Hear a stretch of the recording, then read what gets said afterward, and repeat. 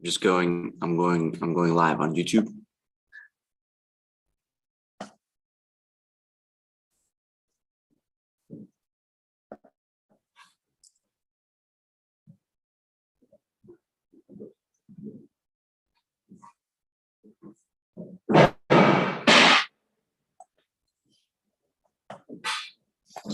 Okay.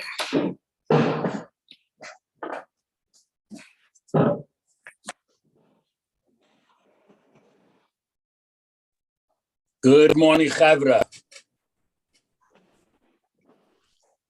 Good morning. Okay, so let's begin learning today's Rambam.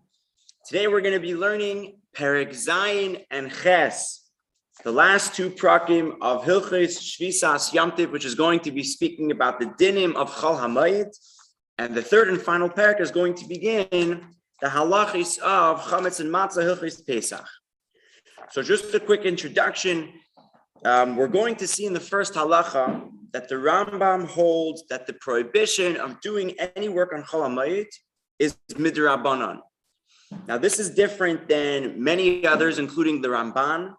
The Ramban holds that doing work on Chol HaMoed is asur min haTorah. But being that the Rambam holds that the prohibition of doing work is only midrabanan, so the Rabbanan shows when it's asur, and we're going to learn many exceptions of when it's mutter to do malacha. So starting with halacha aleph.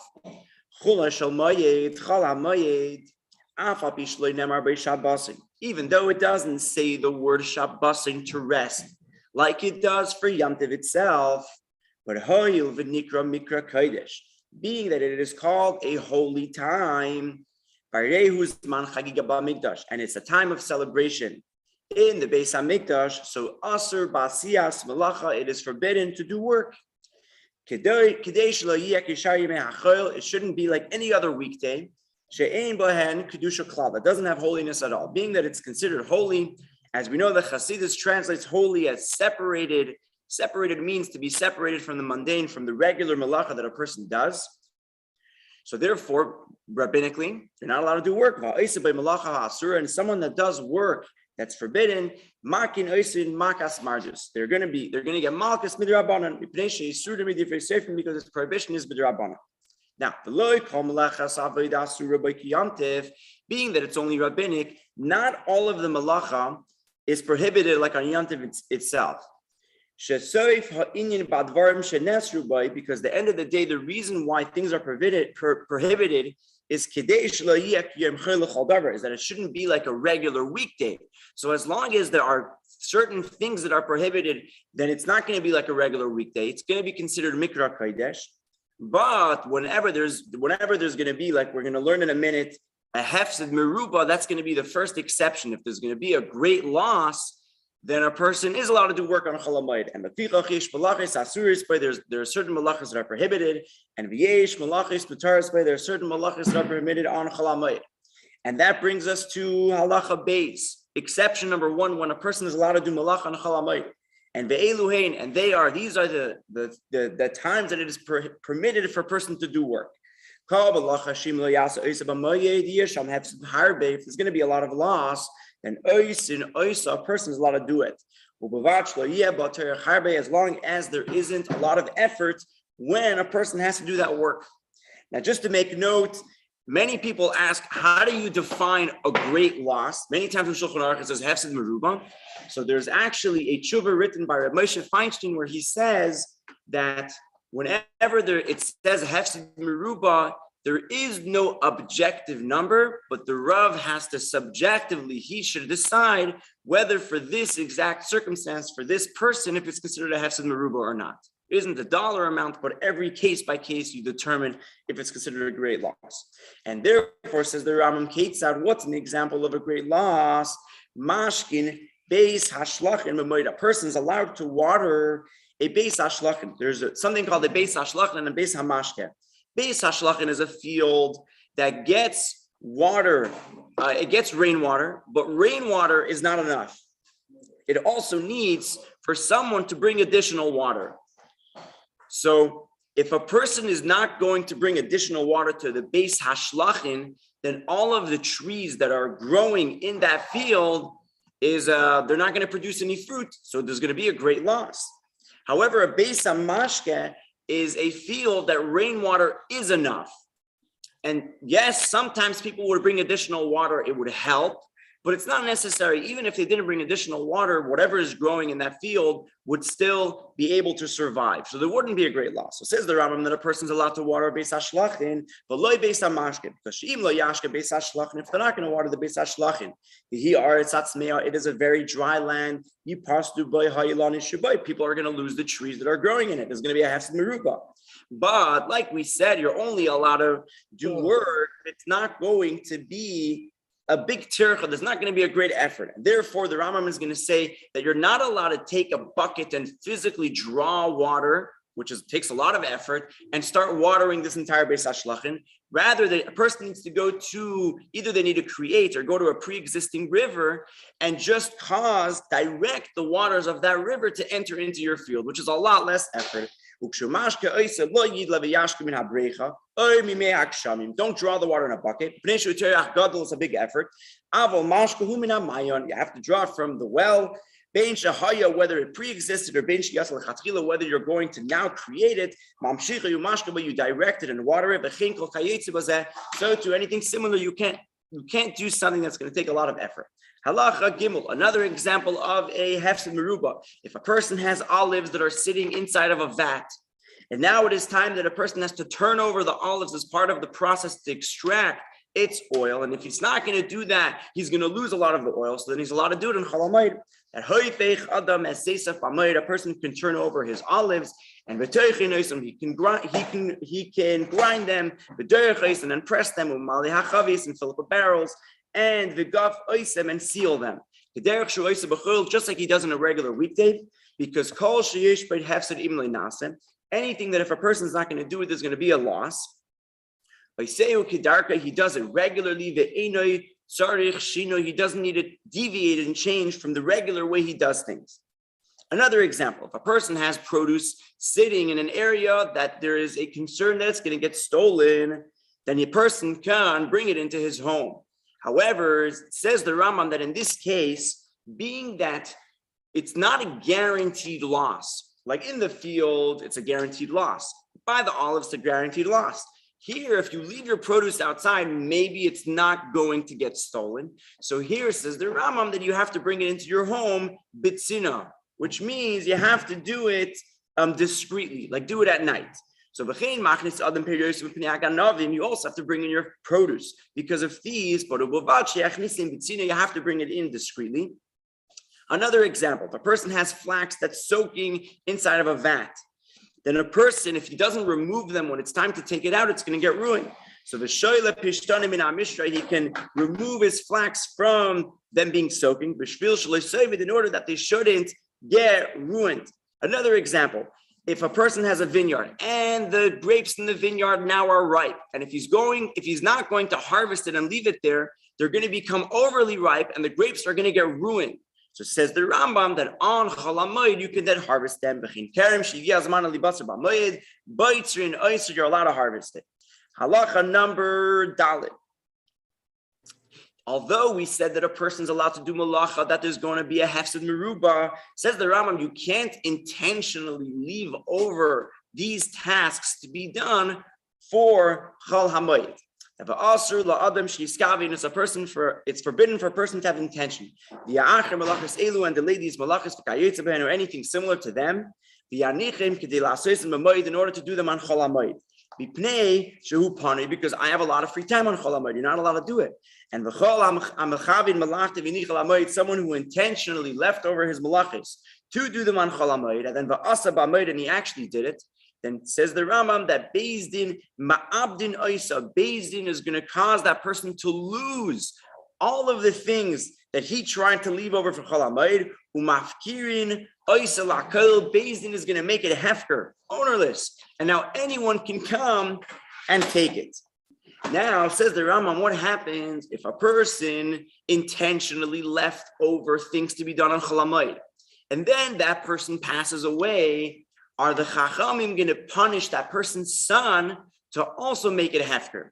Or do we not punish the son for the father's mistakes? So says the Rambam, a person intentionally left over his work and then he passed away, we don't punish his son, and we don't cause for those items to become hefker. Now, what were to happen if the father left over malachos to be done on Chol Hamoed, but he didn't actually do it yet? So yes, Bezdin doesn't make those things hefker, but is Bezdin allowed? Do they let the son to now perform those malachos? Because from the perspective of the son, it's now considered a hefsed meruba, and he didn't intend to do it there. So the Rambam says that we're not going to prevent the son from doing malachas that need to get done. And we don't prevent the son from doing those malachas on Chol Hamoed. So it shouldn't be a loss for him, and to him it's a hefsed meruba that he didn't plan for. Halacha. The second to last line there, talking about where the father did the work of Chol Hamoed before he passed away. Exactly. The second to last scenario is where the father did the work and then the father passed away. Bezdin is not going to make a hefker. They're not. But in the last scenario is where he didn't do the work yet, we allow the son to do it. Halacha. Hey, now we're going to speak about another exception of things you can do on Chol Hamoed. Now we finished speaking about hefsed and hefsed meruba. Now we're going to speak about what's called a tzoyrech. If someone has a specific need that they need something on Chol Hamoed, so too the Chachamim said you're allowed to do that work. If someone needs to sew a garment because he needs a specific garment, he needs to build something. So says the Rambam that the condition is he has to do it in a maaseh hedyot. It has to be done in an unprofessional way, not a maaseh uman. That if it's a regular person and he's not skilled in that work, he could do it in the regular way. But if he was a skilled craftsman, so he has to deviate from the regular way that he does it, do a shinoi and do it with a maaseh hedyot. Ketzad, what's an example? If a person needs to sew something, he has to do what's called machliv. Machliv means that when he sews stitches, he doesn't sew the stitches right next to each other. He leaves a space. And he doesn't make the stitchings even one to another. So he does mamash a beginner's job. And if he's building something, he can place stones. He doesn't put cement on them. And another example is if a person has cracks on his roof, that a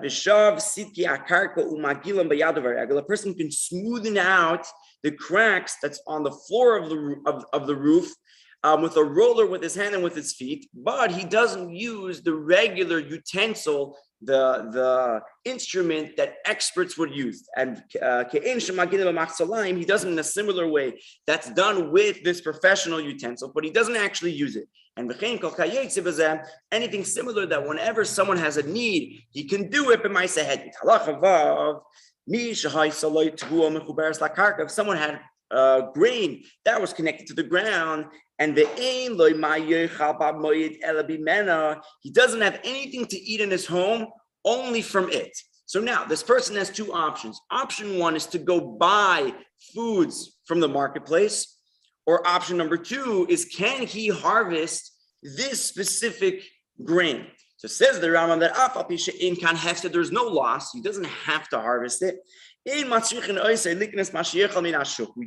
tell the person that he needs to go buy it from the marketplace. That only harvest the grain that he has after Mayid. Or rather, he can harvest and he can collect the dash and he can thresh the zer and he can winnow and he can select the techen and he can grind. He can do all of the steps needed to produce flour.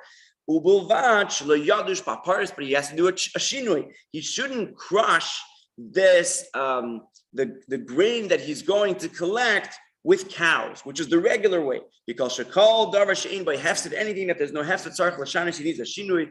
V'chein kol kayetz v'zen, anything similar to this. Next, halacha zayin, we're going to be speaking about pickling produce. If someone wants to pickle food, if he'll be able to eat from this pickled food on Chol Hamoed, then koifshan, he's allowed to do it. If it's only going to be ready after Chol Hamoed, then asur lekavshan, it's forbidden for him to pickle them. Next scenario. The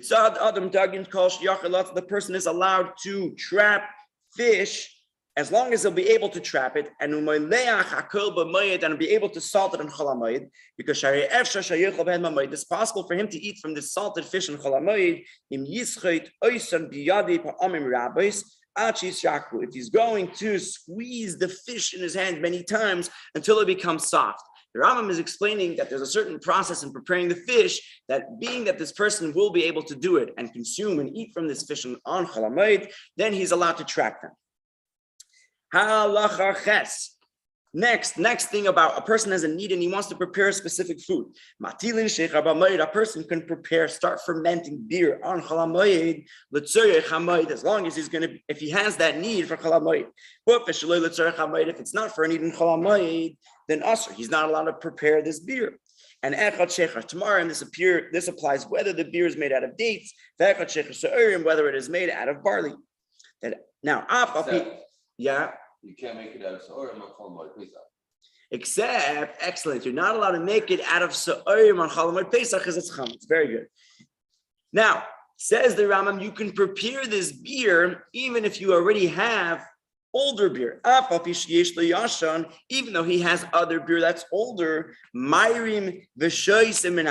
can make a trick and say that, oh, I'm preparing this beer because I want to have specifically this new one. And even if not necessarily is he going to finish it, and does he actually need it, he can do ha'arama for Cholamayid. This harama is not noticeable to someone who's looking and seeing, because they don't know that he already has other beer. And anything similar to it. Final halacha in regards to a tzorech halacha test. Any malacha that there's a need on Cholamayid, when a skilled professional does it, they should do it discreetly. What's an example?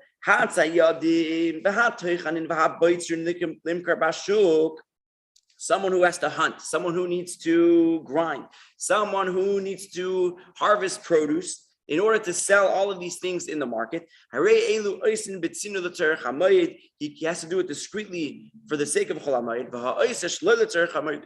And if you're going to do it not for a need in Cholamayid, then asur, it is prohibited. And if a person did any of these things for the sake of Cholamayid, then he had things that were left over, just like we learned on Yom Tiv, this is permitted.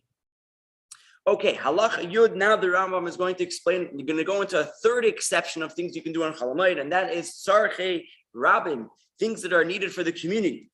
So says the Rambam, that person could do any needs that are needed for the community on Cholamayid. Keitzad, what's an example? He can fix breaches in waterworks. If there's a Reshus Harabim that water is getting into it and is ruining it, they can fix it on Cholamayid. Next, they can fix roads, and streets. And they can dig for the public pits, trenches, and caves, and they can dig for them streams of water, so people will be able to drink from them. And if a person already has pre-existing pits, people can bring water into these pits and into these caves that belongs to the public.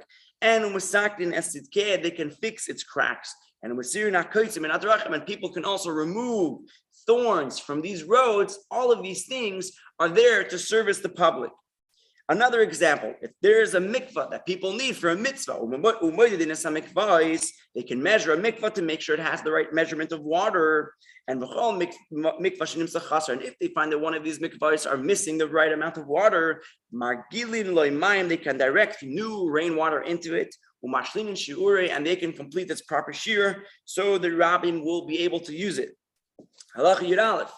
The Yotzin Shluchei Beizin Lahafkers Kilayim. Shluchei Beizin can send out messengers to make ownerless people that are planting produce, which is Kilayim. And Upoidin Es HaShvuim, they can send people to do Pidin Shvuim.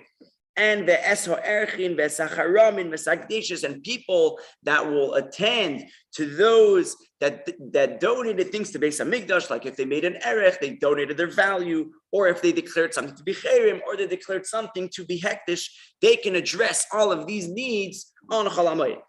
More examples.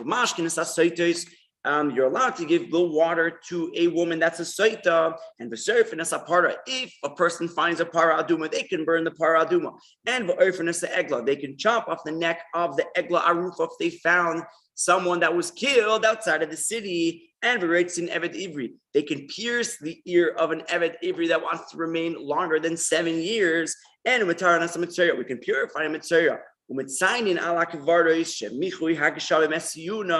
And they can also send people to make sure that graves that were in public areas, to make sure that their markings are clear. If there's certain markings in certain graves that began to get rubbed out from the rain, they can reinforce those markings. Why? So that Kohanim could make sure to avoid them, because all these examples are considered tzarchei Rabbi. Halacha Yud Beis. And v'danim dinim mamanos v'dinim makers v'dinim nefashis b'moed. Court is allowed to make a ruling financially and for malchus and capital punishment on Chol HaMoed. And if they already did a ruling before Chol HaMoed and the person didn't accept the din upon them, they can put that person in chayrim. They can put them into a ban. And just like you're allowed to make a korkus on Chol HaMoed, so too you're allowed to koisvin maisi bezdin chol hadoim. They're allowed to write down everything that happened in the bezdin. Ketzad, for example, koisvin hadayonin igrois shum sheshamol bal chayv. If someone was owed money and that person only had karka, and this land was liened onto the loan, so Beis Din, before the person can collect a certain property, Beis Din would go down and they would evaluate how much that land is worth, and they would write a letter stating what Beis Din decided with bringing experts what the value is, and then they would give it to the Baal Chayv. And the they can also write down letters that they sold certain lands in order to provide food for a husband that wasn't there for his wife and for his children and for his daughters. And shtari chalitza umiyun, and documents that state that someone performed chalitza and miyun. Anything else that court needs to write down in order that they should be remembered. Could go in, for example, to anis balidinin, if there's a court case and there's balidinin, there's litigants that are making claims, or or things that they accepted upon themselves. Could go in, for example, ish pleni nemon alai. If someone stated that this person I trust, or ish pleni yadon, only such and such a person should judge for me.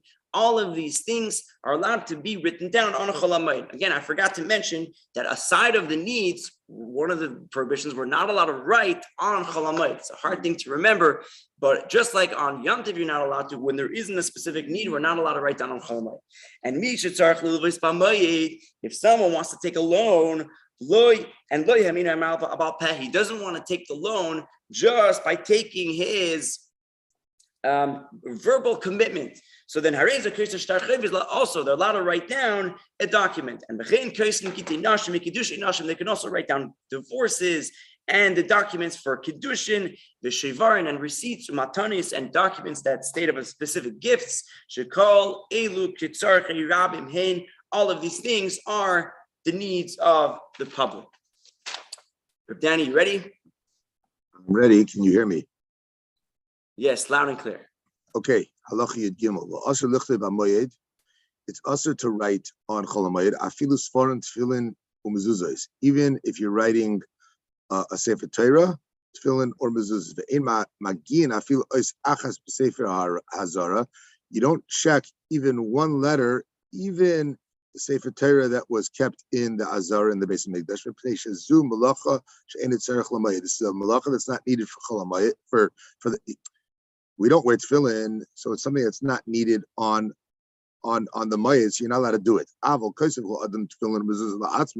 However, if someone is writing a tefillin or mezuzah for himself, the big day, or he's spinning purple cloth for his own tzitzis, then he'd be allowed to. Him ein loy ma yochel. If he has no, if he's like, let's say, a sefer and he doesn't have what to eat, so then kais for meichel achirim k'dei parnasai. Says parnasasai. So then he's allowed to do it for business so that he can, have income.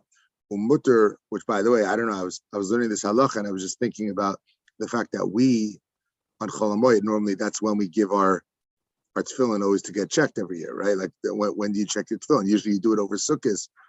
I don't know how that stems, but maybe because the sefer needs parnasa. I don't know. Halacha Yudalet. Umutter lichtav igrois shel she'elas shalom b'moed. You can write social correspondence on Chol HaMoed. V'kosev cheshbonosav u'mechashev yitziyosav. And what does it say? You can make a budget. Sheksivas elu in dvarim nizar b'sikunon nibsu kamase hedyet b'mlachos. That when someone writes these things, when you put it together a budget or you're writing a letter to your friend, so this is like a ma'aseh hedyet. This is not something that's specific to a professional, and therefore you could do it. Halacha tezvav. You're allowed to do anything that you need to do for a dead body on Chol HaMoed. Geizin she'ara, you trim shave the hairs, and you wash the shrouds that you're going to bury the body in. And you construct a coffin. And if you don't have the actual planks in order to build the coffin out of them,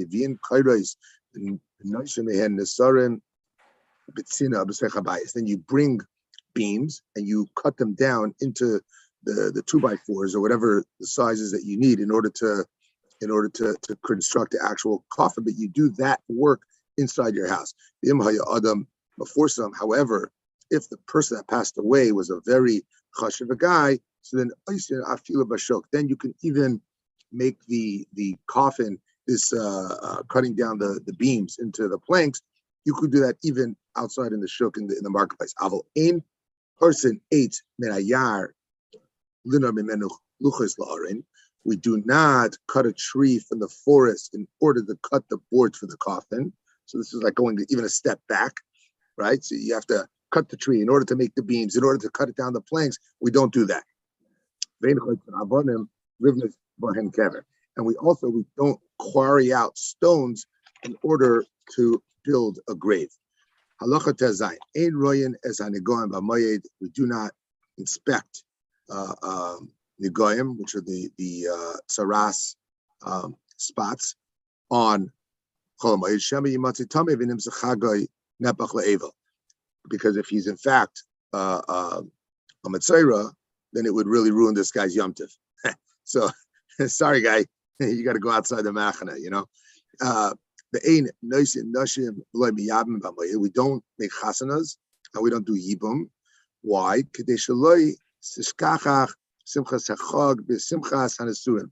You don't want to forget about the simcha of Yom Tiv, and it's like this whole ein marvin simcha b'simcha concept.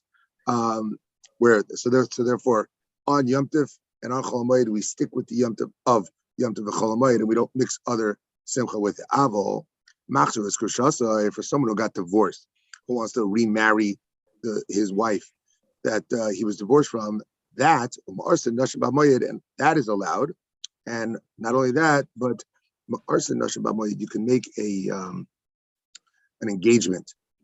What back then it's the first step of marriage, which is kiddushin. They used to separate the kiddushin and the nisuin usually by a year. So you're allowed to do engagements. You're just not allowed to do the actual wedding. The key here is that you don't make a su'uda surrounding that engagement or that wedding. The machzor grushase. So you're not mixing another joy with the simcha d'chag. Halacha yud zayin. A few halachas ago, it said that you were allowed to write gittin and kiddushin nashim. And now I say you can't actually perform. Kiddushin you could perform. Get married, so it's you could do the kiddushin. You can't do the nisuin. Halacha yud zayin. So we don't take haircuts and we don't do laundry on Chol HaMoed. And guys, this goes for your housekeepers too. Here it goes. Gzeira Shema Yashe Adam Atzma L'Sech HaMoyed Yeva Yom Tov Harishon Hum V'Hum Menuvo.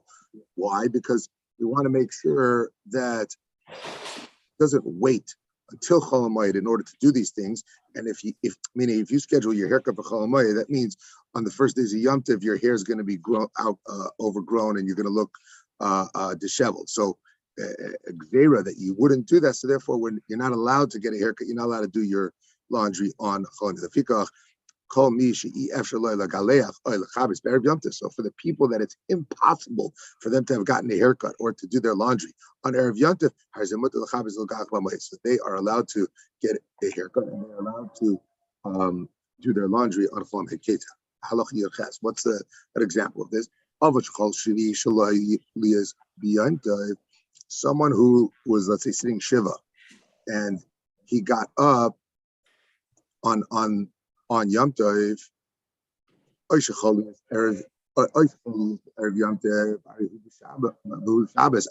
or if the last day, the day that he got up, was Erev Yom Tov, but that Erev Yom Tov was a Shabbos, so he couldn't get a haircut on that day. So he wasn't able to get a haircut. Or someone who came from overseas. This is specifically someone who came from overseas. He was out on a business trip, not someone that's on a carnival cruise. If you're on a cruise ship just for the sake of and then you come back every Yom Tov, that's not a heter in order to get a haircut. Someone who was on a business trip, so it was really a tzairech, and now he comes back and he didn't have time to get a haircut. And another example, someone who came a captive that was freed right before Yom Tov. When someone got out of jail, or someone that was in a cherem, he was banned, and they only released the ban on him on Chol HaMoed. So he's also someone who had a shvua that he wouldn't take a haircut, wouldn't do laundry. He only went to the chacham to be matir his neder on Chol HaMoed. So that means Erev Yom Tov, he wasn't allowed to take a haircut, wasn't allowed to do laundry. These are examples of someone who would be able to get a haircut, as someone who would be able to do laundry on Chol HaMoed. Halacha Yutes B'chulon Shahaya Lahen Pnai Legalea Koydem Aregav Lo Yilchu Asura. In any of these situations, whether it was the captain that got out or the guy that came back from the business trip or whatever it is, in these instances, if the guy had the time to do the haircut or do the laundry before Yom Tov and he didn't, then he would also be usher to do it on Chol HaMoed. Continuing the halacha,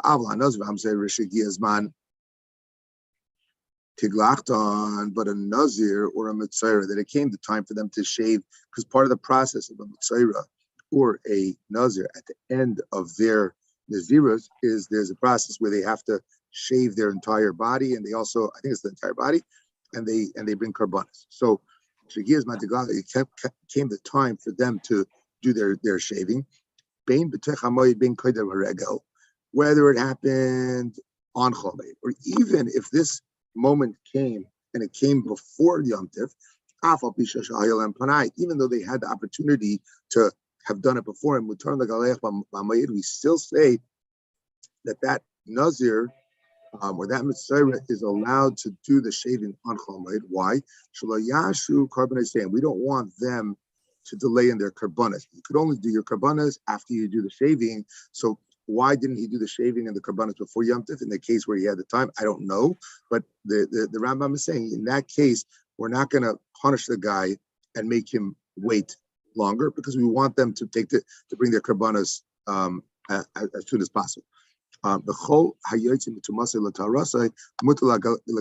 Similarly, anybody who completes his tumah and now becomes toyer on, so he would be able to take a haircut on Chol HaMoed. I didn't really understand this one, but it says a newborn child, bein b'moyed, bein lifnei hamoyed, mutar legalchay b'moyed. So I guess, some kids, when they're newborn babies, they need a haircut because, newborns sometimes are very hairy. So those kids, if it was born on Chol HaMoed, you'd be allowed to give the haircut, because obviously you couldn't do it before Chol HaMoed because they weren't born yet. Well, it says what, even if they were born before Chol Hamoed, Ben Hamoed, Ben Lefnei Hamoed. Right. Yes, I don't know what the exact nuances of the newborns getting haircuts. When was the last time you got a? It seems like the Rambam wasn't big into the upshinish. By us, it's a girl. Maybe it's a girl. It's a girl. Okay, good. Actually, mishmash shoma mishmartan b'sei chamoyed. So the halachas was that in the time of the Beis Hamikdash, if you were a kohen serving in the mishmar that week, you were not allowed to get a haircut that week. So if your service terminated in the middle of chamoyed, return the galeach, you're able to get a haircut. They were usher, the people of the Mishmar were not allowed to get a haircut in their week of service. Halacha chaf muter lito safa b'chulish hamayed. You're allowed to cut your mustache on Chol Hamoed v'lita tzeparnayim, and also to clip your nails, and even using a nail clipper.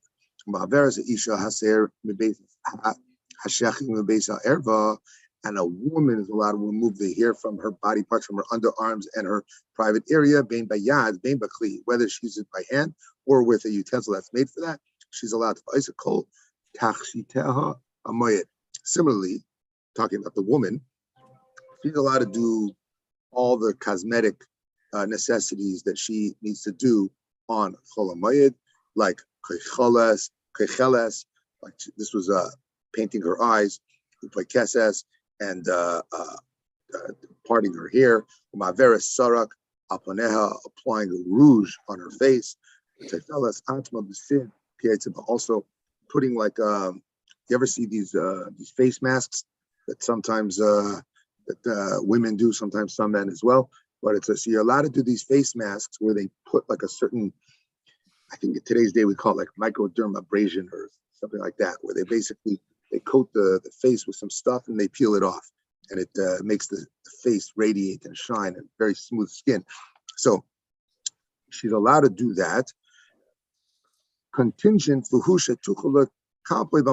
that she removes the face mask on Yom Tov, on Chol Hamoed. You can't leave the face mask on so that you look like, whatever. And that's the idea. You can't have the face plastered up and leave it on. But you could do it only if you could remove it while it's Chol Hamoed. Halacha chavat hazavim v'hazavos hanidas v'hayodes chol ha'olim mitumas tuma l'tara v'tay chamoed. The case of zavim and zavos and women that are nidas and women that gave birth, and anybody that is coming out of their state of tuma to tara v'tay chamoed, and it's coinciding with Chol Hamoed. These people are able to wash their clothing. And someone who only has one single garment, they can definitely wash it on Chol Hamoed. And it's we learned yesterday with Rabbi Paltiel that someone who only had one garment was able to go into the mikveh with the garment as like a harama, because anyhow. You mean enter into the waters? Yeah, and basically do a 2-for-1. You're toveling your clothing while you're toveling yourself. Okay. Mitbuchos hayadayim ve'mitbuchos hasfarim u'mitbuchos hasapog. Hand towels, barber's towels, and bathing towels are allowed to be washed. You're able to do laundry with those type of towels. Clay pishtan, and also clay pishtan, he touches here as undergarments, right? So I don't know if that means that back then they wore linen underwear, but it always needs to be washed because it's always getting soiled. I feel that Erev Yom Tov, and you could, even if they were washed on Erev Yom Tov, you're allowed to wash them also on Chol Hamoed. And that's, I think that kind of shows that you always constantly need to be washing them. So therefore, anybody can wash their underwear on Chol Hamoed. Halacha chaf beis in oisins chayra b'hamoed bein limkar bein liknas. General rule: you're not allowed to do business on Chol Hamoed, not selling and not buying. Now comes the exception. Let's say it's an opportunity that you're going to lose it if you wait till after Chol. Imagine like it's like a 50% off sale at Zara, and you need to get those skinny pants, and after Yom Tov, it's over with. So then that's not a good example because they go on sale all the time. That's not a davar ha'avi. Okay, maybe the 75% off. Fine. All right. Keep going. So the example it gives is like, let's say there was a boat that came in. Back then the merchants would come up a river. They would have their schayra. They would come and sell it, and then they keep on moving. So if you don't go and purchase right now in Chol Hamoed, they're gone. They're out of town, right? So in these cases of the ships or the caravans, sheba'u oy shehem mevakshim. Let's say it's machru b'zoil, elochu b'yaker. So they're getting ready to leave, and they're because they're leaving, they're selling their goods for very cheap prices. Okay, so harezeh oy elochu b'yaker, or they're leaving, and as a result, they're going to spend a lot of money in order to buy what you're selling. So let's say, I don't know, whatever it is, you're a suit seller. These guys are leaving town and they need suits. So they're going to pay a lot of money for those suits. By you not selling them, then you're going to suffer a big loss that you wouldn't be able to replace because they're pashat leaving. So in this case, harizeh mutar limkar alikas. And this would be an instance where you're allowed to do commerce, you're allowed to do business. You could buy and you could sell. You're not allowed to buy houses or slaves or servants on Chol Hamoed or animals, except if you need it for the Yom Tov. Halacha chav gimel. If you're selling, let's say you're a fruit vendor, right? Or you're selling produce, or clothing. So you're allowed to sell it kind of like, secretly for the needs of Yom Tov. Okay, Ketzad. What's an example of this? So let's just say your shop opens to like a side street. In that case, you could just open regularly and do what you need to do. But if your store opens up onto the main thoroughfare, so then so you should only have one door open and one door closed. So it shouldn't be so obvious that you're open to do business on Chol Hamoed. If it's Erev Shmini Atzeres, so it's Chol Hamoed, it's Haishana Rabbah, Moitzi Uma'ater Es Hashuk, the Peiris B'Shvil Kvod Yom Tov. So then you could take out your produce, if you're a fruit seller, and adorn the marketplace with it as a way of honoring the Yom Tov. B'Shvil Kvod Yom Tov. As opposed to Erev Yom Tov Sheni Shel Pesach, you don't have this rule. It's something about new Yom Tov. Makes sense. It's a good question. Mendel, I don't know the answer to that. Like, why is he specifying that you're only allowed to adorn the streets with produce after before Shmini Atzeres Simchas Torah? I don't know. But that's what he definitely seems to make that distinction. Danny. So I know we don't paskin like the Rambam, but I could come into the store through the alley on Yom Tov. No, take on Chol Hamoed. On Chol Hamoed. Yeah. It's about doing commerce on Chol Hamoed for the purpose of so you're allowed to be, let's say you're leaders and you're allowed to be open. So a place like leaders that's allowed to be open because it's definitely selling Tzarech Chachav, but because it opens up onto Pickle Boulevard, which is Rosh Hashanah, let's just say. So the ideal way to do it would be to have, let's just say, either instead of both your doors open, you only have one door open, right? Mm-hmm. Or if it had an entrance to the side street, that would be ideal as well. I think to the alley, or just to use the alley.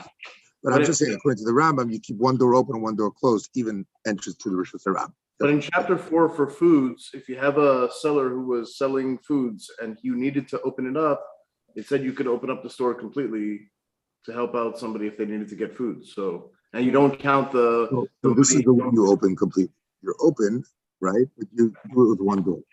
You don't calculate weights and stuff like that. Right. That was yesterday. Right. All right. Yeah. Weights. Right. It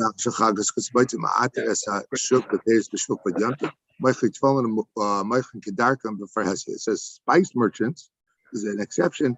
They could sell their spices in the regular way in public on Chol Moed. So what's special about spices that's different than produce? I'm not sure, but that was even the most broad permission was given to the spice merchants. All right. Chav Dalet. Tzemach, are you speaking? You're on mute. Because you need it for Yom Tov. Shkoyach. But We learned it yesterday. I think it was yesterday's Rambam also. I'm saying, but the fruits and vegetables you also need for Yom Tov. All the things we're talking about right now, you need for Yom Tov. So why specifically? Spices enhance. I think spices enhance the Yom Tov. There's a distinction. Okay. As Rabbi Zion says, as Rabbi Zion always says, Samach is the cook. So we defer to him. I think we should just keep a list of questions for when he gets back. It's faster. Okay. Okay, halacha chav dalet, kol she'asur la'asoseh b'moed, imer la'goy la'asoseh. Whatever you're not allowed to do on Chol Moed, guys, you're not allowed to tell your housekeeper to do it. You're not allowed to tell the guy to do it. V'chol she'asur, and all those people that have the housekeepers doing the laundry of Chol Moed, asur v'chol she'asur la'asoseh b'moed, everything that you're not allowed to do on Chol Moed. Im lo ma'yochel harizeh oiser kedei parnasaseh. Ein oiser schara kedei parnasaseh. If someone doesn't have food to eat, he's that struggling, then he can do his regular business, even though normally you shouldn't be working on Chol Moed. He's allowed to, in order to he has to have something to eat. So la'ashir lishka poel ani she'en lo ma'yechol. And this is an interesting angle on this halacha, which is that let's just say you're a successful, wealthy guy. So you can actually hire a poor person, not because you need him or because you need his work, but so that you could give him money. So you could give him parnasa. You're allowed to do that so that he has what to eat. So you're doing it so that the worker will be able to earn an income, and that way he'll have he'll be able to have his simchas yom tov. Similarly, we say that you can purchase things that you don't need for Chol Moed. Same idea is, let's just say you have all the meat that you need, but you know the butcher is struggling. You could go buy extra meat from him on Chol Moed just to give him parnasa. Halacha Chaf Hei.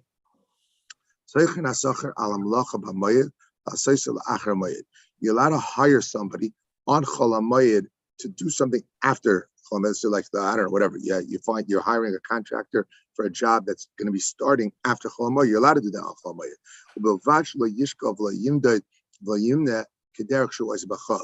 With providing that you're not going to do weighing things or measuring or counting it basically in the way that you would normally do it during the weekday.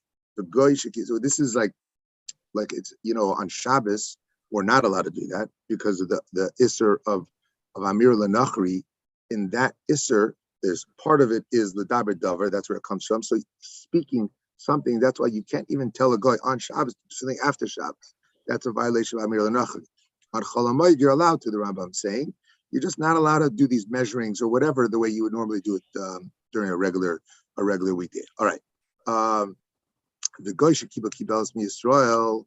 So a guy that accepted a contract to do something for a yid, even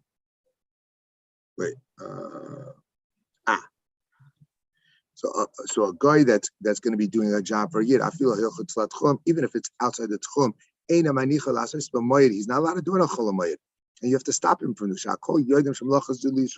Everybody knows that if this guy is coming to your house or even going to your property that's outside the tchum, but he's doing construction, he's doing work, they know that it's for you. And they're going to be chayshish that you hired the guy to come to your house on the Shabbos that Yossi Patil's there.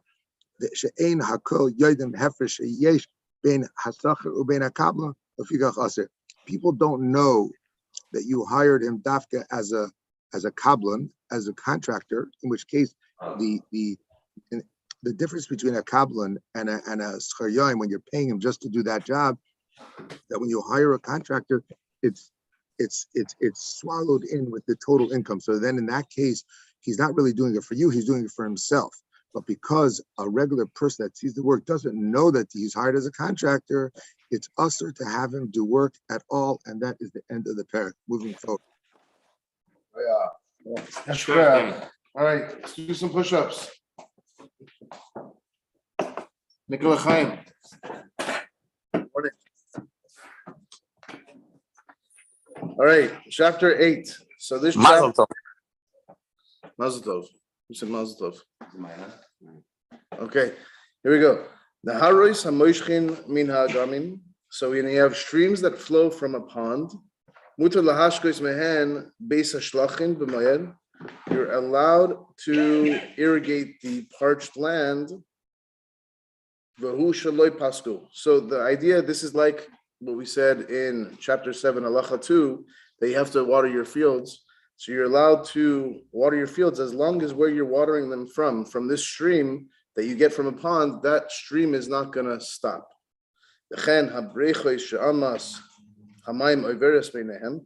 It's possible to irrigate these fields through some sort of pool. This pool that you can then irrigate these ditches. So too, if you have these pools that they drip from this beis hashlachin adayin hin noitefes, and it's going to stop. Mutar lahashkos memenu beis hashlachin acheres. You're able to now take it from one parched land into another parched land. As long as you're not going to stop it from feeding that other land. Okay. The idea is that even if it's not a hefsid meruba, you still are allowed to do it in these ways. Yeah, and it's going to go through even not for hefsid meruba how you're allowed to water lands. Okay. Halacha base. Aruga shechetzia nama v'chetzia gavayha. If you have a row of crops that half of it is lower and half of it is higher, lo yidla mimakim namach lashkos mimakim gavayha. You should not bring water from the lower land and irrigate the higher land. The whole idea is that you don't want to have a big tircha, you don't want to have a strenuous effort that you have to do. You're allowed to draw water to irrigate vegetables because you want to eat them amayad for simchas yom tev. However, if you are bringing water just to make these vegetables or fruits better quality, asur, you're not allowed to. Halacha gimel. Ein oisin ugoyos beikre hagfanim kadeshis malu mayim. You should not dig a pit at the root of a grapevine in order to then bring out water. V'im hayu asuyois v'nis kalkalo. If they had already been dug and now you're just improving them, harezeh mitaknam b'mayed. This is called tikkun on mayed, and you cannot do that. Okay, or you can do it, or you can't do tikkun. Okay. So too, an irrigation ditch that has been impaired, you're allowed to fix it on cholamayed. Okay, Ketzad, what are we talking about? If the ditch that you're dealing with was a tefach, was a handbreadth deep, you're allowed to go 6 tfachim deep. However, if the ditch was 2 tfachim deep, ma'amika ad shiva, then you're allowed to go not 6 but 7 tfachim deep. Okay. You can add 5 tfachim. Yeah, you can add 5 tfachim in both cases. Okay. Moishchin es hamayim me'ilan le'ilan. You can cause water to flow from one tree to the next. So as long as you're not going to water your entire field. However, if your field is already wet, it's already been watered, then you can water the entire field. es asade b'moed. You can sprinkle a field during Chol Hamoed. Shekol hadvarim ha'ilu in behem terech v'yasser. Because the whole idea is you're allowed to do it as long as it doesn't have a strenuous effort. Okay, halacha daled. Zraim shaloi shasu milifnei hamoed. When plants have not been watered before Chol Hamoed, lo yashkem b'moed. You should not water them on Chol Hamoed. Because these plants, they require a lot of water. And that requirement of a lot of water is going to be considered a tircha, a strenuous effort. You're allowed to change the direction of the river to bring out the water from one place to another place. And you can open the river that has been dammed. Okay. If you have cisterns, trenches, and grottos that are in the Rishusa Yachid, im hayasarach lahem, if you need them, chitmin oisan v'shafin es sidkehen, then you are allowed to clean them, and their breaches can be sealed. Aval ein chayfrin oisan l'chadchila. However, you should not dig new ones l'chadchila. V'chointzin l'soikan maim. You can cause water to flow into these cisterns or trenches or so on. However, even if you don't need them, you're allowed to make a small pool. The purpose was for Simchas Moed, Simchas Chag, in order to soak flax. Okay, halacha hey.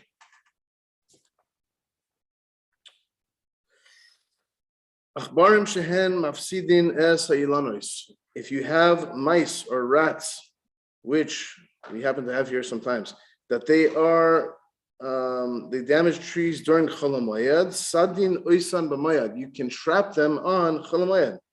Bisteya ilan sad kedarkoi. If they are in the orchard, you're allowed to trap them kedarkoi in the normal way that you trap an animal. Ketzad, what does it mean?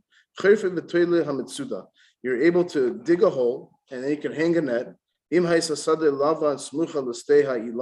you have an unplowed field, which you don't care if the rats are there, and it's located next to an orchard where you do care if the rats are there, you're allowed to you're allowed to snare them in an unplowed field as long as you're doing some sort of shinui, some sort of change, in order that they don't go into this orchard that has fruits and then they're going to ruin the orchard. How do you make a shinui in trapping? You implant a shaft into the ground. You strike it with a hatchet. Afterwards, you should remove it. And then you leave a hole in its place, as opposed to just digging a hole, I think. Right? So you do it in this backwards fashion. Okay. Halacha vav. If you have a wall that's next to a gan that's falling, that has fell, you're allowed to rebuild that wall in a maise hedyot, in a amateur way. Or you can put up its dividers, bulrushes, and so on. So too, if you had a guardrail for a roof so that people don't fall off, you can rebuild it. If it fell off, you can rebuild it in a maise hedyot, in a amateur way. Okay. However, if you have a wall that's in the chatzar that has fallen, you can build it in the normal fashion, not in a maise hedyot. If it is deteriorating, it looks like it's going to fall, you should fix it because of the sakana that it might fall on a person, and you can fix it in a way of kedarko, in a professional manner. You can fix that wall. What's the difference where some of them you have to do maise hedyot?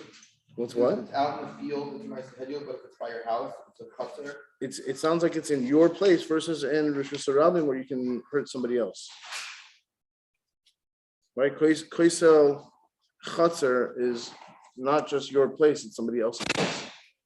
Oh, that's. I was understanding the difference between, like, if it's next to a field, if it's next to a garden, then Right, it's amateur. it sounds like it's yours.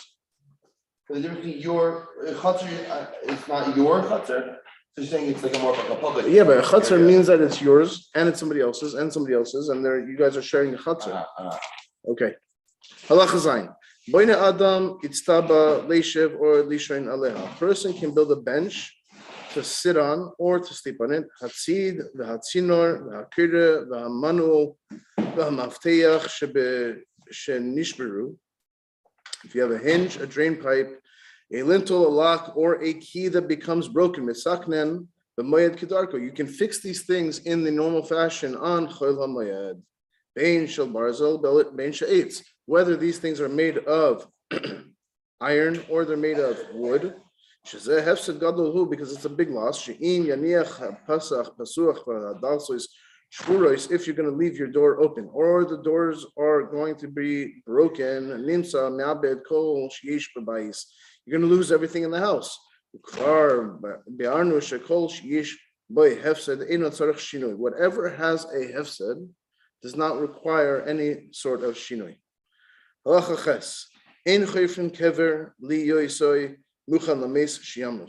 person cannot dig a grave on Chol Moed in order to make it ready for somebody in case they pass away.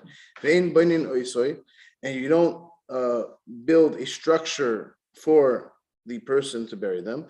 But if you did it, if the grave is already prepared, you're able to fix it during Chol Moed. What are we talking about? Ketzad. Moisiv b'midasoy or mikatzer b'midasoy. You're allowed to change its size or increase its size or decrease it. In order for it to be the correct size, that it will be ready when you have to bury the person. Halachatas. Ein mefanin esames ve'ein ha'atzamois mikever lekever. Person should not move a corpse or their bones from one kever to another kever.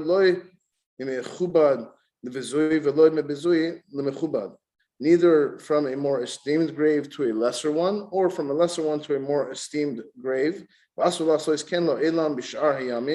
It's always forbidden to do so, even during ordinary weekdays. We shouldn't do such a thing. Okay. Unless one moves the corpse to an ancestral plot.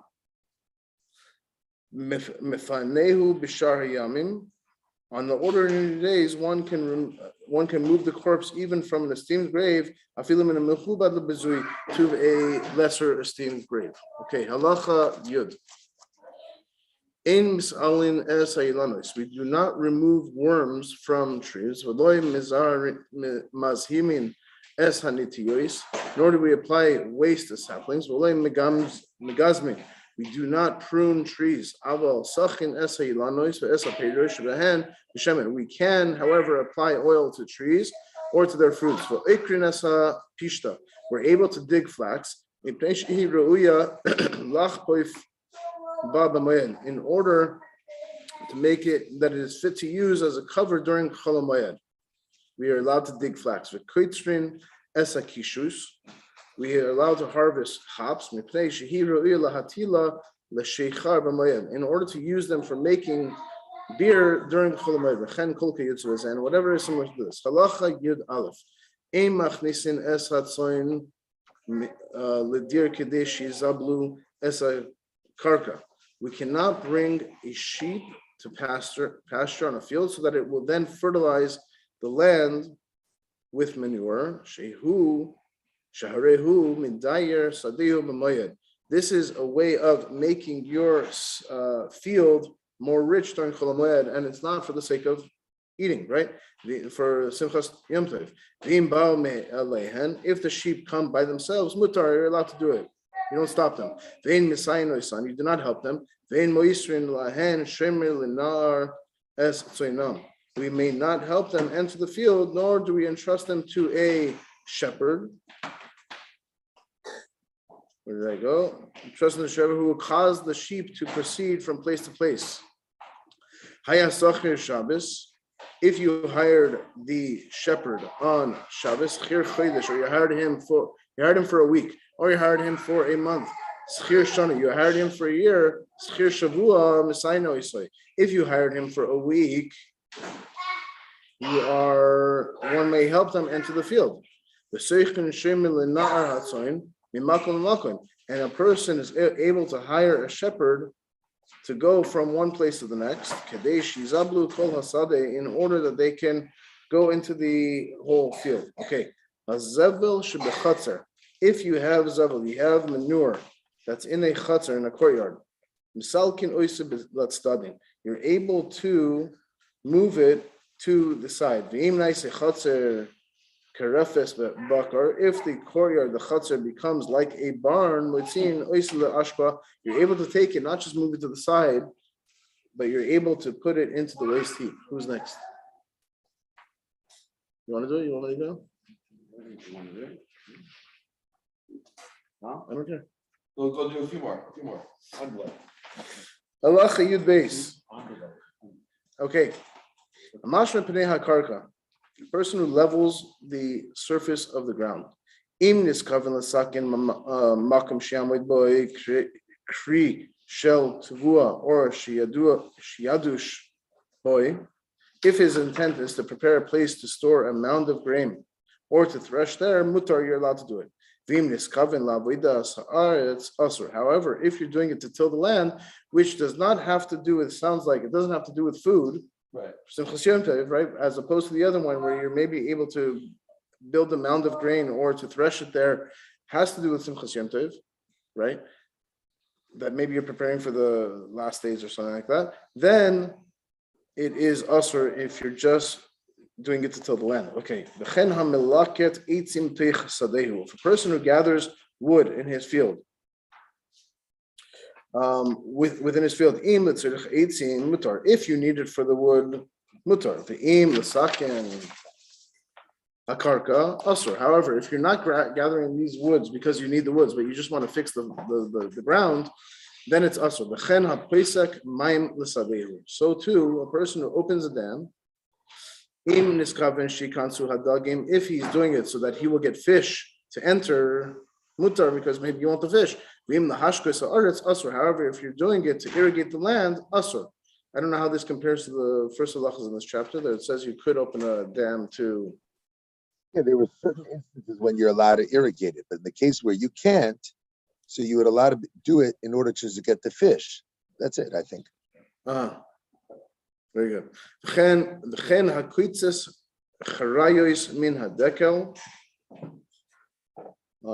So too, when a person opens the dam, letting the water into his garden, that was the fish. If he wants to irrigate the land, by the same token, when one trims branches from a date palm, if he's giving it to give to his animals, mutar. If he's doing it just to cultivate the tree, and from the person's deed, you can see what he is doing. If he's actually giving it to the animals, then you can see he's doing something that's permissible. Halacha Yud Gimel. Tanur l'chirayim she'efshar she'yivshu v'oifa b'hem b'mayad.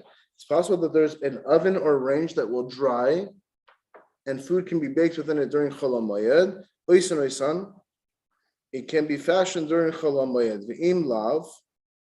It's like preparing an oven or a range, I guess. V'im lav, if it will not be ready for a Chol HaMoed, ein oisan oisan. Do not make them. The bein kach or bein kach.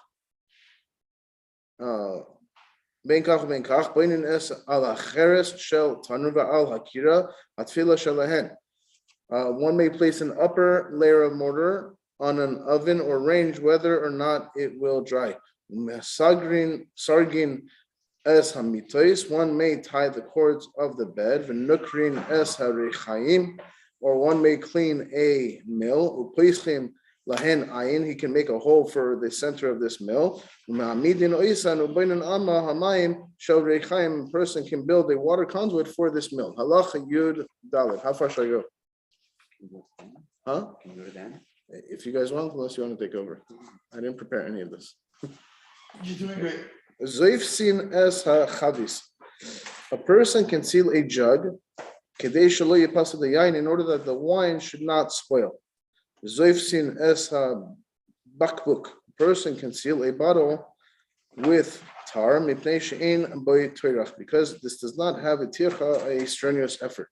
The soismin pi hachavis shel sheichar, a person can seal the mouth of a jug for beer, kedei sheloi tipased, in order that the beer should not get spoiled. Umechapin esat tzius bakash, a person can cover figs with straw, shelo yoivdu, in order that the figs should not become lost. Umirakhin esa begadim b'yadayim, a person can soften a garment by hand, because this is called a improfessional way of doing it. However, a person should not tie the cuffs of the garment, because that would be considered something that is professional, and we don't do it that way. And whatever is similar, if you're doing it maise hedyot, you're allowed, maise uman, not allowed. Halacha tes vav. Koitzin tziparnei chamor shel rechaim. A person is able to cut the nails of his donkey that works in a mill, ubainin evus lebehema, and to build a feeding trough for his animal. V'sus lereichev alav. He is able to cut the nails of a sus, a horse, in order to ride on it. Mutar litol letziparnav, to cut his nails. Okay, ulesarkoi kedei lipoisoi. And he is able to comb its hair so that it will look attractive. That I don't understand, but I guess that has to do with Simchas Yom Tov. Ve'ein marbi'in behema b'moed. A person cannot have animals mate during Chol Moed. Aval makizin la dam. However, we can let the animal's blood go. Ein moinim imena. We do not prevent them refuah from receiving any medical treatment. Any food that is not just eaten by healthy people and is rather for refuah, the person is able to have it during Chol HaMoed. As opposed to on Shabbos and Yom Tov when there are issues with taking refuah. medicine. Very good. Halacha tes zayin.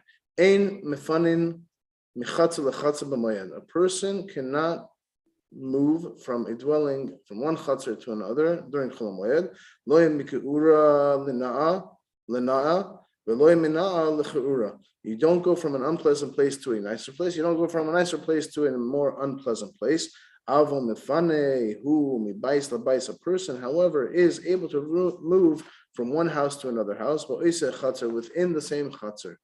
Umivin kelim shehen letzirich hamoyed mibais ha'uman. A person can bring kelim, vessels that are used during Chol HaMoed from the premises of a uman, from a craftsman. Kigoin karim sasois v'choisois solchiois. A person can bring pillows, blankets, and cups. Ava kelim she'edim tzrichem. However, kelim that you don't need, kigoin machrisha min aloitesh or tzemer b'yais tzemer in mevin. The ones that are not necessary. For example, a plow from an ironmonger or wool from a dyer, you do not bring such things. However, if the uman, the craftsman, does not have what to eat, you can go and you can pay him and you can leave the articles in his care, meaning you are giving this uman some sort of parnasa so that he can have simchas yom tov. Right? Yeah. Sounds like it. If one does not trust this uman that you just paid him so that he can have parnasa, you can take it out of his possession and put it next to a house close to where he lives. If you're worried that the house that you just took it to, that it's going to be stolen from that house, you can take it to another chatzar. As long as you don't bring it into your house. Yeah. Well, it says you can bring them to your house if you do it in a discreet manner. So in other words, last resort, right? If you want to take it home from the guy who fixed your tractor, you can't leave it at him, so you leave it somewhere else. You feel nervous leaving it there, you can leave it a little closer. You really don't have any place to leave it. Ultimately, you can bring it home, it's enough. Yeah. Okay. I'm doing okay? I'm take over? It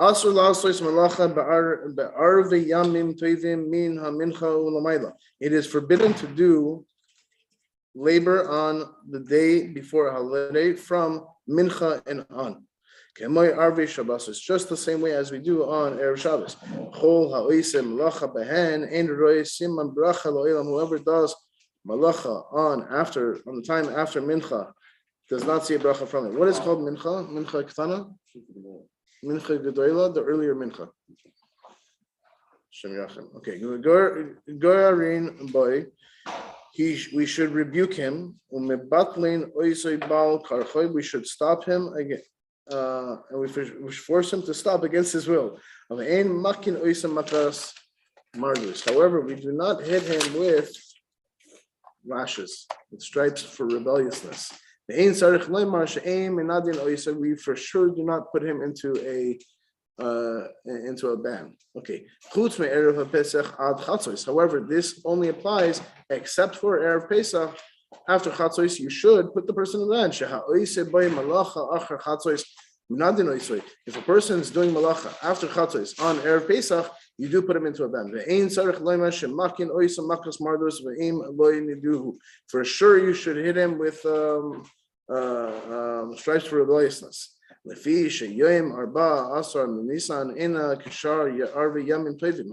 the 14th of Nisan is not like any other Erev Yom Tov. Because if the Beis Hamikdash was around, we would have had the Chagiga offering. We would have Shchita of the Karban Pesach. Yes. Halacha in the next paragraph. Huh?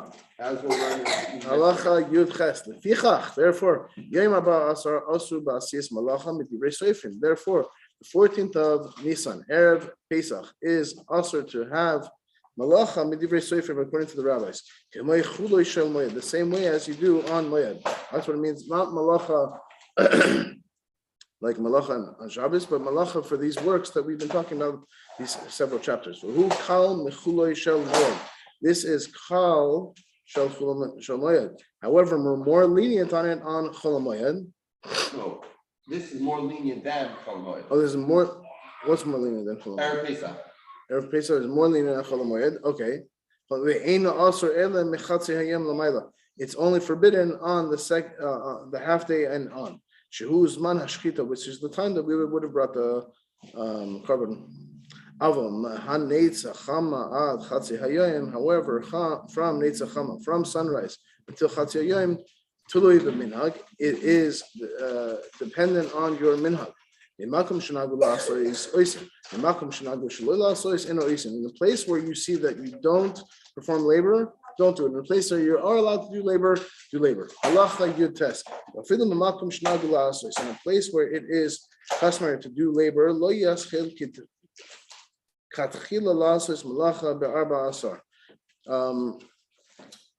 one should not begin the performance of a task on the 14th, even though he might finish this malacha before chatzos.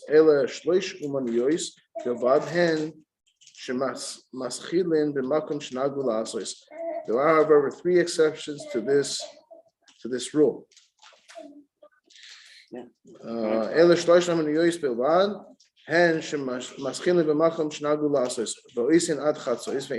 is the exception?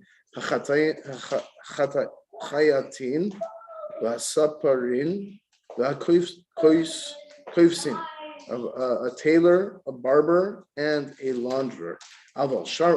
However, other professionals, if they began to do it before the 14th of Nisan, who shegemer ad chatzos, is allowed to complete it up till chatzos. She'ein ha'am srichim l'shar u'niyos tzurchaver, because all the people at large, they don't need to have these other professionals. They just need the ones, the tailors, barbers, and the launderers. Okay, halacha chaf. Almost done. A person can travel from a place where it is customary to perform labors on the 14th, to a place where it is not customary to perform labor. He should not perform labor in a settled place, because there might be machlokas. Because everyone else is not allowed to do work. When you show up at 10 a.m. and you start doing work there, that's not nice. Aval oisehu b'midbar, but you can do this type of work in the desert. However, going to a place that they do not work, to a place that they do work, you should not do. A person who journeys, he should not perform labor at all. To a person who journeys, we apply the stringencies observed in that place that he left to the stringencies of the place that he is now. So now he was strict from where he came from, and now he's strict from where he just arrived.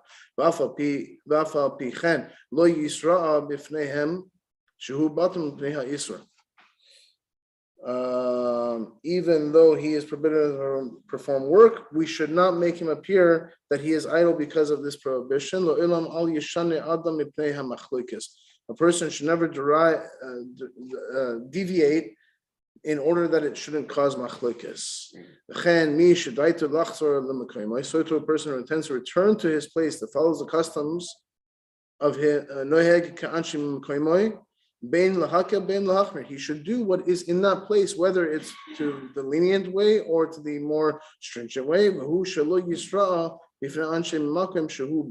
As long as he does not conduct himself in a way contrary to the people that are there, because of machlokes. Okay. Last halacha chaf aleph. A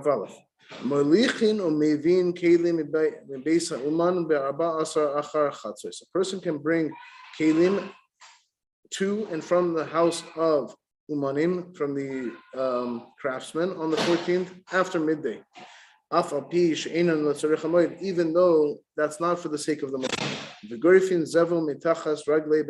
is able to take rake manure from under the animals, he is able to put it into the trash. He's able to make a nest for chickens. And a chicken that sat on eggs for 3 days or more, we're able to place it in 3 days or more dies. If this chicken dies, we're able to place another chicken on top of these beitzim. You're able to do this on the 14th. In order that you don't have a hefsid on the beitzim. However, on the holiday itself, no, on Chol Moed, we do not do it. Oh, so this is the 14th, but on Chol Moed we do not do it.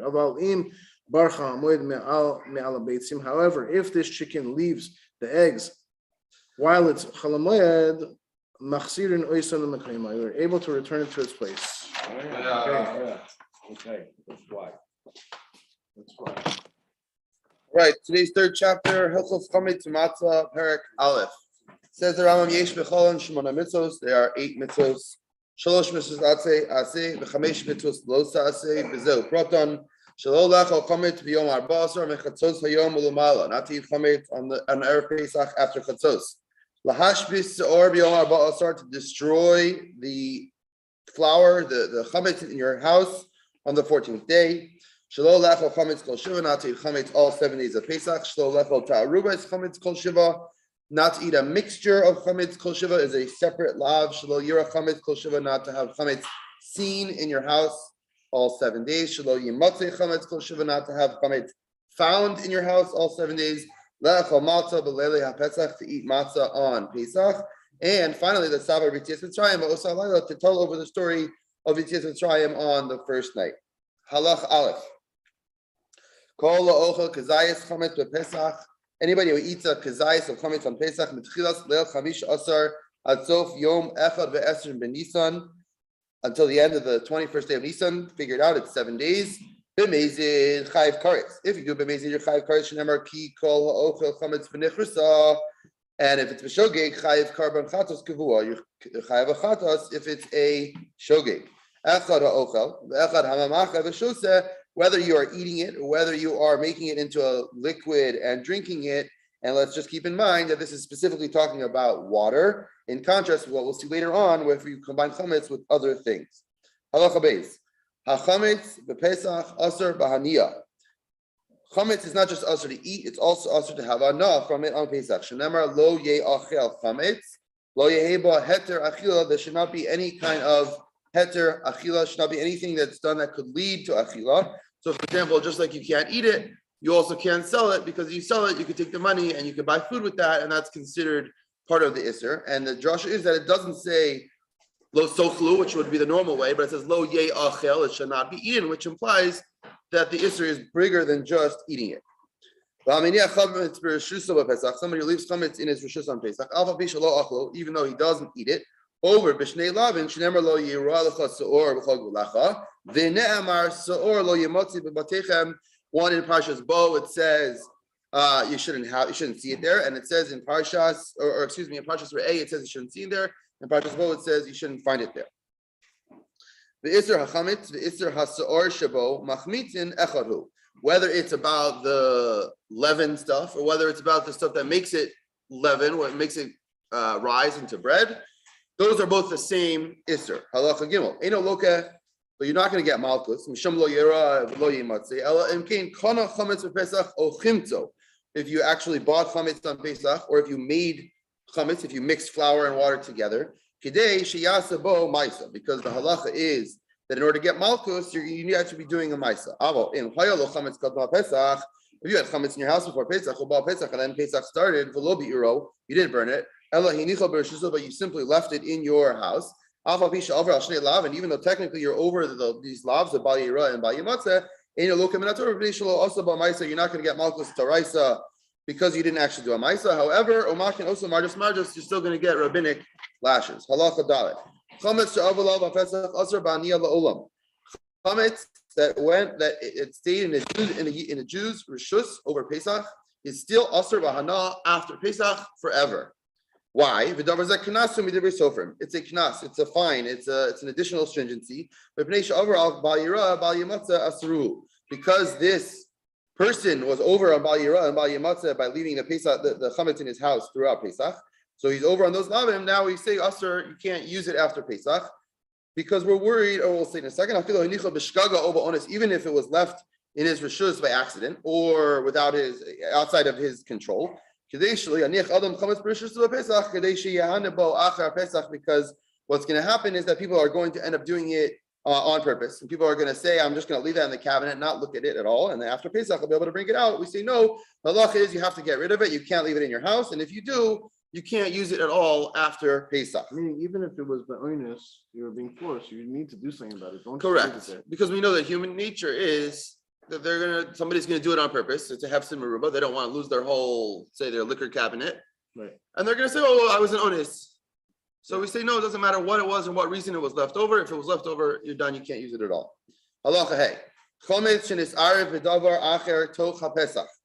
Chametz that got mixed with something else during Pesach. Bein b'mino, bein shelo b'mino. Whether it's another thing that's chametz, whether it's partially chametz and partially not chametz, doesn't matter. So the fact that this mixture has something that's chametz inside of it makes the whole entire mixture usher. And let's remember that we have shiurim of rov, we have shiurim of batel b'shishim, not over here. Over here, there is no shiur, even if it's just a crumb inside of a massive bowl of mixture, it makes the whole mixture usher on Pesach. The chametz shel Yisrael she'avolav Pesach. And chametz of a yid that was in his rishus over Pesach. Aval pisho asur bahaniya im nisare bein b'mino bein shelo b'mino hareze muter la'achol achar Pesach. So we just said that chametz she'avolav haPesach is going to be asur forever. That halacha does not apply to a tarovis, to a mixture. Where you have a mixture, it's asur b'kol shehu on Pesach, but after Pesach it becomes muter. Shelo kansu, they didn't make this knas for asur chametz she'avolav haPesach. But a mixture is mutter to be eaten after a Pesach. Halacha vav. Ein chayavin kares ela al achilas atzmo shel chametz. You're not chayav kares d'oraisa unless you eat chametz itself. Aval ir of chametz could go on kuta chababli, like the famous Babylonian mixture of sour milk and moldy bread, which don't forget, moldy bread is chametz. That is an eruv. V'shecher hamadi, madai, and beer that is made out of barley, as opposed to date beer like we had in the last parak, which would be not chametz, right? If you're using beer that's chametz, so these are things that are mixtures, right? These are things that are not just chametz gamar, but they are chametz mixed with other ingredients. So that's going to be a separate lav d'oraisa of not to eat machmetzes, the pasuk says. That's different than lo yochel chametz. The isser of machmetzes is a different lav, and you don't get kares, but you do get malchus. Shenever lo machmetzes lo sofilu. You can't eat machmetzes, which is defined as a mixture. B'med v'ramurim kisha'achal kizayis chametz b'tocha tarubis b'chedei achilas shalosh beitzim shehuloka min haTorah. So when are you going to get malchus d'oraisa? If you eat the kizayis of chametz that's inside the mixture in the amount of time that it takes to eat 3 beitzim. So just like we have a shir of ichilas matzah, so too we have a shir of ichilas chametz, which is that you have to eat a kizayis of chametz in the zman of eating 3 beitzim. But if it's less than that, right? If you're not eating in the mixture a kazayis of chametz in the amount of time it takes to eat 3 beitzim, yeah, it's still usher. But you're over the law, but you're not going to get malchus, but you are going to get malchus d'Rabbanan. Halacha zayin. Even if you eat less than a shear, but if you eat chametz atzmo on Pesach, hareza asr min haTorah shenemar lo ye'achel. Again, the same drasha, lo ye'achel is not the typical way that you would say don't eat it. And so it's mashma that the halacha is more stringent than the simple version of say, well, we can't eat the things that are not kosher. Here the halacha is lo ye'achel, even if it's less than a shear, it's still asr min haTorah. It's a kizai, it's correct. Now, in order to get the real punishment d'oraisa, you have to eat the shear. Right. But here, the Rambam is adding to that and saying, even if you eat less than a shear, it's still asr min haTorah. In other words, buy things that are not kosher. The difference is the punishment. You're still not going to get it's the same thing about the punishment. The punishment, you need a shear. Okay, if you eat a sheretz, you have to eat a shear in order to get punished. If you eat chametz, you have to eat a shear in order to get punished. Right. If you eat less than a shear by a sheretz, we don't say you did it isser d'oraisa. But over here, we still say you violated an isser d'oraisa because the isser of not eating chametz is more stringent than other ma'achilos asuros. Harei zeh asur min haTorah, says the Rambam. Shalom lo ye'achel. And again, the drasha from the pasuk, the different vowels of the word lo ye'achel mashma that it's a more stringent isser. V'afa pikin eno chayiv kares al karban ela al kishir shu kizayis, like the Rambam said in halacha aleph. We still give him malchus mardus. Don't think he's going to get away with it. He's still going to get rabbinic lashes. Halacha ches. Also, you can't eat chametz from the 14th day, on the 14th day from after chatzos, which is the beginning of the 7th shazmanios of the day, right? If a day that starts at 6 a.m. and ends at 6 p.m., that would be 12 o'clock and calculate accordingly. That's a Yisr d'oraisa, and you're going to get malchus. When we're talking about the korban Pesach, you cannot eat chametz on it, even though that's the literal translation of the word. This is how the rabbis learned to explain this. From the time that it is roi to do the korban Pesach, that's already the time that you're not allowed to eat chametz.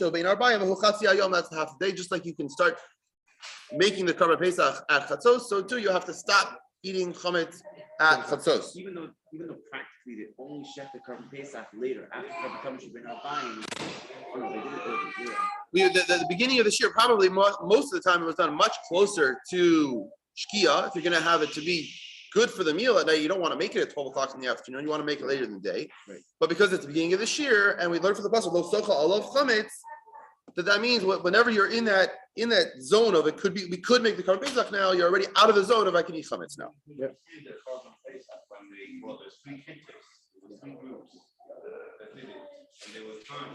Oh, so there are people that were actually bringing it earlier in the afternoon. There you go. Halacha test.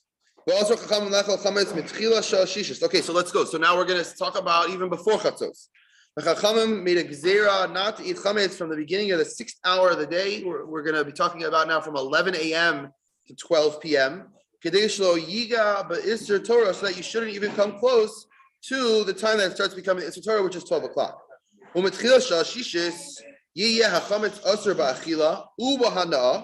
So the rabbinic Isser was both about eating chametz during the 6th hour and about having hana from the 6th hour. Kol sha'ashishis midivrei sofrim, ushar hayom mishviyas u'lamala min haTorah. And then once it becomes chatzos and onwards, then the Isser is an Isser d'oraisa. Well, what about before the 6th hour? Shalachamishis. So now we say ein ochlin b'chametz. We don't allow you to eat chametz even during the 5th hour. So we're talking between 10 a.m. and 11 a.m. Gezerah mishum yom hama'onin. But if it's a cloudy day, you're not going to necessarily know which hour you're in. And this is obviously before people all had watches and cell phones that had told you the time. And you didn't know if it's 10 o'clock or 10:30 or 11. So we made Gezerah, you have to stop eating at 10. But we didn't make a Gezerah that you have to stop having hana at 10, only about achila. Okay? Shema yita ben chamishis l'shishis, lest you come to make a mistake between the 5th hour and the 6th hour. But they didn't make an Isser hana on the 5th hour. Lefikach. And since there's no Isser hana, tolen ba truma v'lechem toda v'chayotzi b'hen. So things that are kodesh, things that are not kodesh, we're going to say once you have to stop eating them, you have to burn them. So once the 4th hour is completed, 10 a.m., now it's time to start burning the chametz because you can no longer eat it. We don't say that about things that are kodesh.